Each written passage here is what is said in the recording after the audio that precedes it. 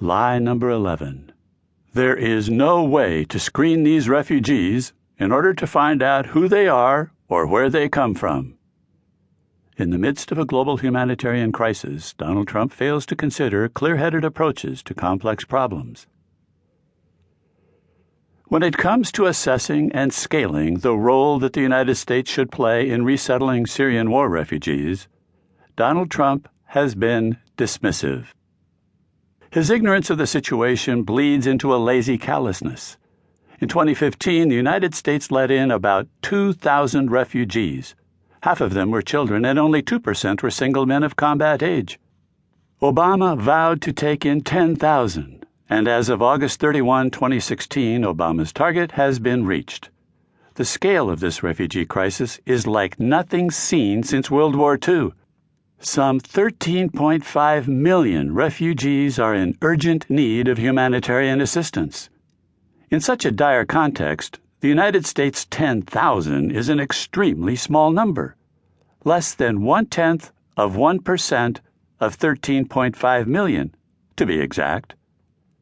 If every last country on the planet followed our example and resettled only 10,000 refugees, then we'd still have well over 11 million in need of aid.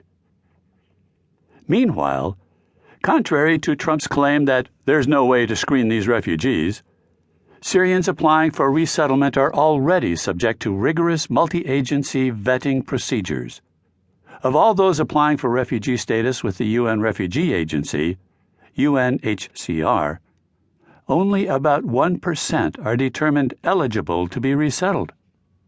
After a 4 to 10 month processing period, the UNHCR recommends pre-screened refugees for resettlement in other countries. When referred to the United States, refugees are subject to another round of screening from U.S. intelligence and security agencies. Additionally, the United States maintains a policy of focusing on the most vulnerable Syrians, particularly survivors of violence and torture, those with severe medical conditions, and women and children. Hillary Clinton said in a September 2014 interview on Face the Nation that given the scope of the problem, the United States should be doing more to help. I would like to see us move from what is a good start with 10,000 to 65,000.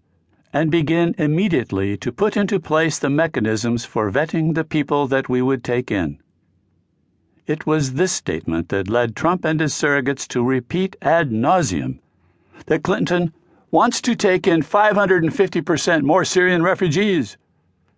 Trump's appeal to fear and xenophobia hinges on the superficially dramatic figure of 550%.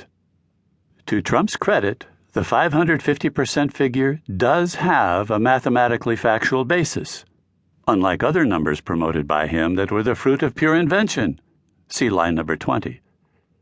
But when it comes to bending the truth, it's almost as if Trump can't help himself, which may be why he had to artificially augment his 550% statement with the outright lie that there's no way to screen these refugees. For Trump to suggest that the United States doesn't vet is but another example of his willingness to chase security votes by encouraging a deathly combination of ignorance and fear. Dismaying, sure. But this is nothing unique for the Trump campaign. More to the point on the Syrian refugee problem is the question of who we are as a nation.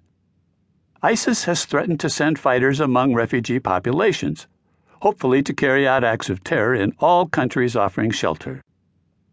Should such a vile threat from ISIS give us cause to run and hide from our leadership role in the world?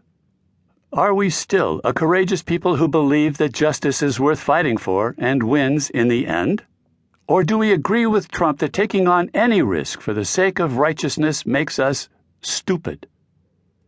Whereas ISIS hasn't made any distinction between Western democracies when planning and executing acts of terror across the globe, other Western democratic countries, such as Canada, Sweden, Australia, and of course Germany, have taken in numbers of refugees far exceeding those admitted by the United States.